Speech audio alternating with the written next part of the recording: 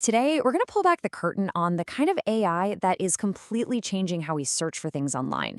And we're going to use a real estate platform to see exactly how a computer can learn to understand not just our words, but our feelings, a vibe, like cozy. So let's get into it.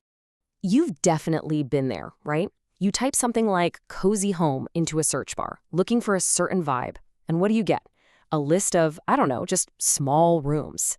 It's that classic problem. We're thinking in terms of human feelings, and the computer is just matching words. So the big question for us is, how do you fix that? How can you possibly teach a machine what cozy actually feels like? Well, the answer is all about moving away from that old school keyword search. On the left, you've got the traditional way. It's rigid. You search House Sea View. It looks for exactly House Sea View. It's going to miss stuff like oceanfront or coastal. But now look at the right side. This is semantic search. It gets the idea. It understands that a luxury villa near the beach is conceptually related to oceanfront and panoramic water view. It's searching for the meaning behind the words, not just the words themselves. Okay, so here's our game plan for digging into this. We've talked about moving beyond keywords. Next, we'll see how a home actually gets its vibe. Then, we'll look at the AI that acts like a matchmaker. After that, we'll get into how results are scored and boosted. And finally, we'll look at a really interesting challenge, searching for what's nearby. All right, first things first. How do you give a house a personality? Before you can even search for anything, the system has to go through every single property listing and transform it from just a list of boring facts into something way, way smarter. And this is where the magic really starts. It's a process called semantic enrichment. The system takes a totally literal feature, like fireplace, and it expands it into this cloud of related concepts, these vibes. So a fireplace isn't just a fireplace anymore. It implies warm, cozy, winter-ready, ambience. You see solar panels, and the system thinks eco-friendly, sustainable, low bills. This much richer description is what the AI is actually going to search. So how does the AI figure out that cozy and winter-ready are related? It's through this thing called a vector embedding. Honestly, the best way to think about it is as a GPS coordinate for meaning. Every single property's description gets converted into this really long string of numbers, in this case, 4,096 of them, that pinpoints its exact location on a giant map of meaning. Things with similar meanings like cozy and ambiance end up with coordinates that are super close to each other on the map. And you'd think this kind of futuristic technology would be wildly expensive, right? Well, here's a little fact that might blow your mind. The cost to generate all these complex meaning coordinates is incredibly low. We're talking about 2 cents for what's basically 750,000 words of text. That affordability is a huge reason why we're seeing this tech just explode everywhere. Okay, so all the properties now have a vibe and they each have their own location on our meaning map. Now let's follow what happens the moment you actually type your search into that little box. This is the matchmaking part of the process. The instant you hit enter, this whole process kicks off in just milliseconds. First, the AI analyzes what you typed to figure out your intent. At the exact same time, your search query, say cozy 3-bed, gets converted into its own GPS coordinate on that meaning map. Then, bam, the system just finds the 50 properties on the map whose coordinates are mathematically closest to your query's coordinates.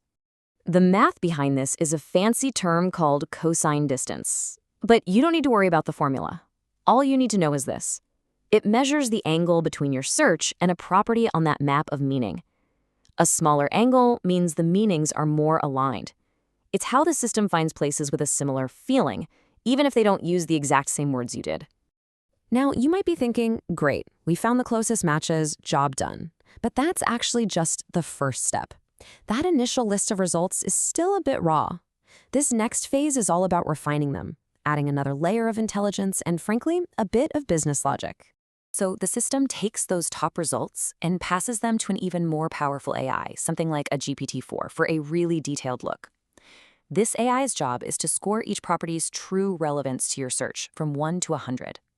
Anything that scores too low, say below a 40, gets tossed out. And then the commercial layer kicks in. Paid advertised listings get their scores boosted. And only then is the final ranked list sent back to you. Let's just walk through a quick example. So imagine a property is a fantastic match for your search. The AI looks at it and says, yup, this is a winner, and gives it a really solid base score of 75 out of 100. But Let's say this property also happens to be a paid ad. Because of that, the system automatically applies a boost. In this example, it just adds a flat 12 points right on top of that relevance score. So, the property's final score, the one that actually decides where it shows up in your results, is now an 87. It's actually a pretty brilliant way to balance that pure AI-driven relevance with the commercial needs of the platform. The paid listings get a better shot, but they still have to be genuinely relevant to begin with. Okay, this whole system seems incredibly smart, right? It gets vibes, it scores, it boosts, but it has a really fascinating blind spot. And by looking at this gap, we can see exactly where this kind of search technology is headed next. So just consider this super common, super simple search: apartment near a supermarket. Seems like something any modern search engine should be able to nail, doesn't it?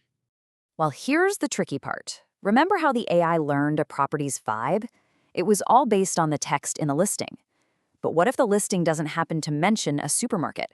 How on earth would the system know what's around the property? And here's the root of the problem. The platform does have data about nearby places, but that system is totally separate from the search system. That info only pops up when you're already looking at a specific property's page.